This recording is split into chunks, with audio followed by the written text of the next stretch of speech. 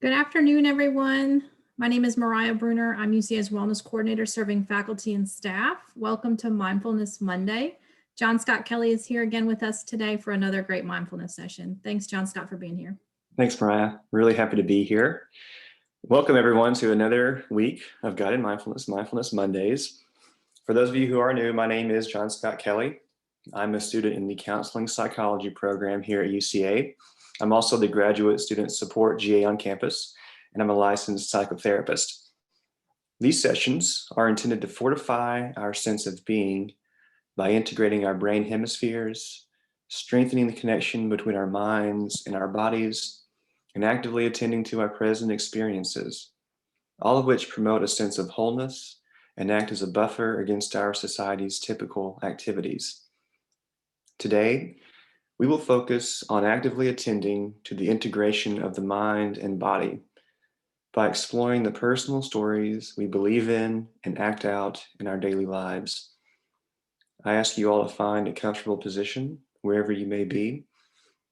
That might mean closing the blinds, turning down the lights, resting your feet flat on the floor, placing your hands on your thighs, or simply sitting on the ground. Make your space as comfortable as possible and make it yours. Now, close your eyes or employ a soft gaze. As you allow your eyes to gently close, tune into your body and make any necessary adjustments. Sit in a way that feels comfortable but allows you to be alert. Begin to breathe deeply in a manner that engages your belly. This type of mindful breathing signals to our bodies that we are relaxed, which in turn calms our minds. Since our minds and bodies are interconnected, this cycle builds on itself. Notice your belly rise and fall as you continue to breathe.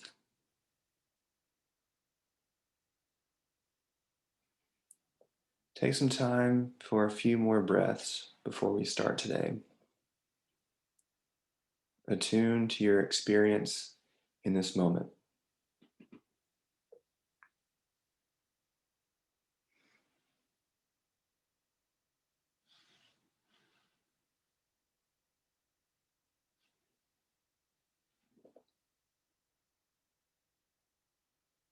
The stories we continually tell ourselves about who we are and where we are going can be limiting and inaccurate. However, in the spirit of self-compassion, we must also remember that these stories offer a sense of self-understanding and provide us with stability.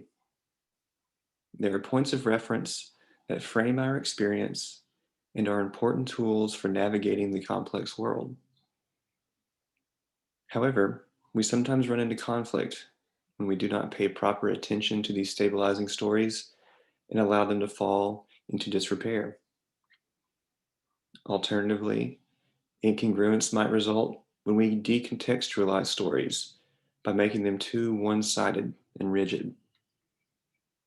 We often believe and act out stories that are discordant with one another, and negatively valenced emotions like guilt and shame are often associated with these experiences. Oftentimes, we do not even acknowledge or understand our own stories. So we will take some time today to explore them from a stance of genuine curiosity, openness, and self-compassion. Through this process, it becomes possible to determine which stories are desirable for oneself and which are not. Some of them might not even be yours. When, depending on one's own desires, the opportunity for revision presents itself, alternative stories that are more concordant with who we are can be created and embodied, which is why self-understanding is so utterly important. As you go through this exercise, reflect upon your own stories and experience their emotional consequences in the here and now.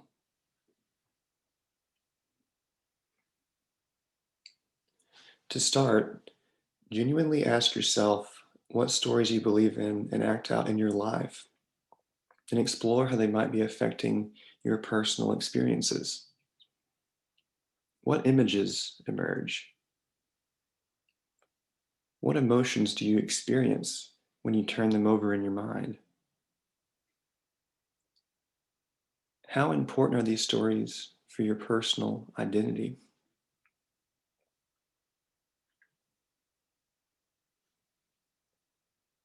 Continue to explore the experiences related to your personal identity. What kind of person do you claim to be? What kind of person do you act like? What kind of person do you tell yourself you are? What kind of person do you desire to be? What can life get out of you? What is your potential? At this point, there are likely multiple stories and images swimming around in your mind, and there may be a variety of emotions coursing through your body.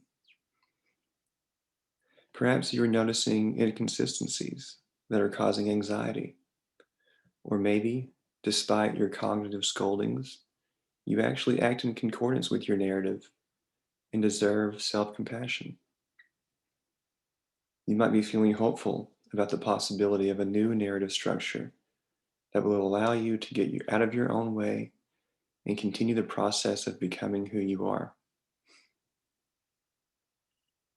For the purposes of this session, I ask you to focus on one particular story that seems the most important in this moment.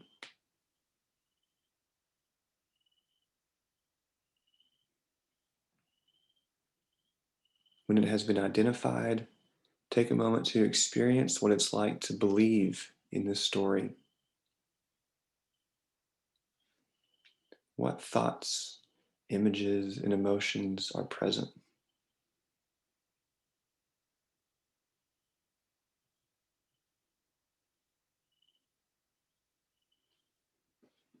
To further contextualize the story, begin to explore its roots.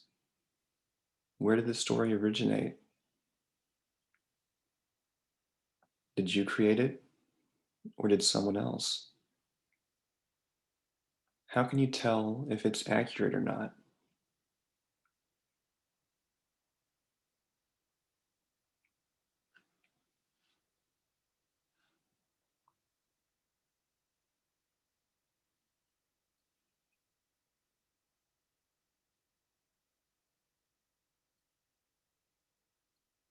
We will now turn to the future as we pursue self understanding.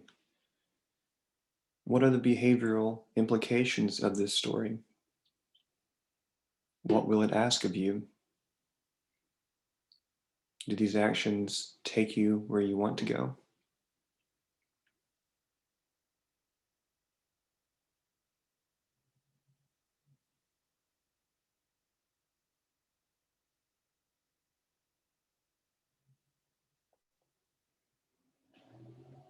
Next, we will explore the importance of this story.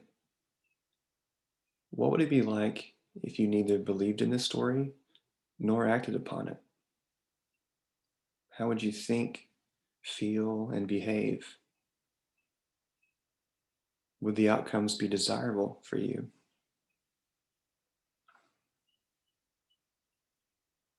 Conversely, what if you believed in it and acted upon it even more staunchly?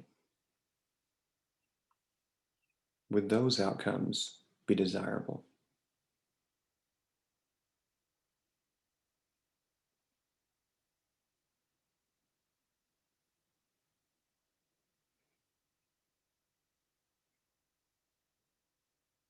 Take another moment here to attend to your experiences in the here and now.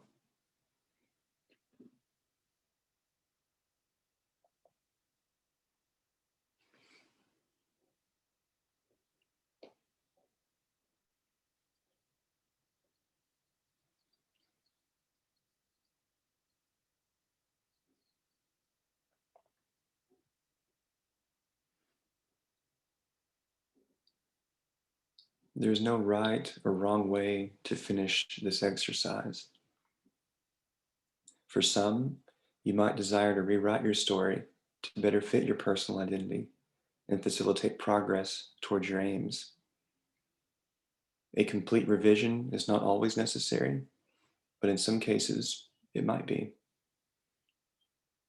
For others, you may have a newfound appreciation for your personal narrative as it offers you meaning and direction.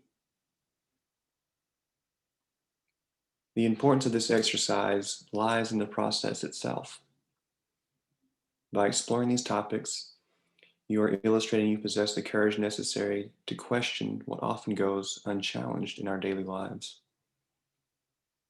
You cannot be sure of what you'll encounter as you explore, so courage is a necessary precursor to that level of vulnerability. Additionally, you are recognizing how your thoughts, feelings, and behaviors are framed by these stories. This means that by altering your adherence to these stories, you might change the way you think, feel, and behave. Again, for some, this could mean revision, but for others, it could require rededication.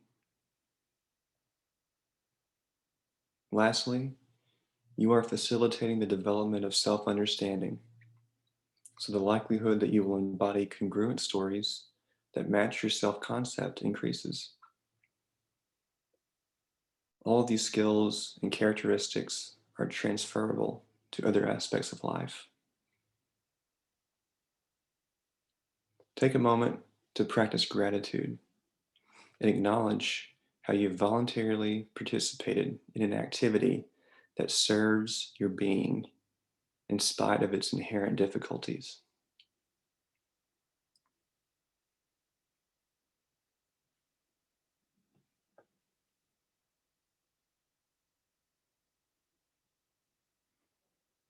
When you're ready, bring yourself back to the room.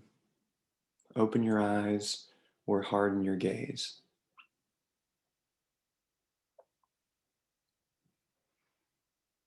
This is a mindfulness activity that can be revisited many times, and I hope it gave you a meaningful opportunity to spend time with yourself. As we close today, I encourage you to practice these techniques in your spare time. Each time, your experience will be novel and unique because you are always developing and discovering yourself. Being human is the process of becoming who we are. As always, I will open up the room for any voluntary expressions of experience.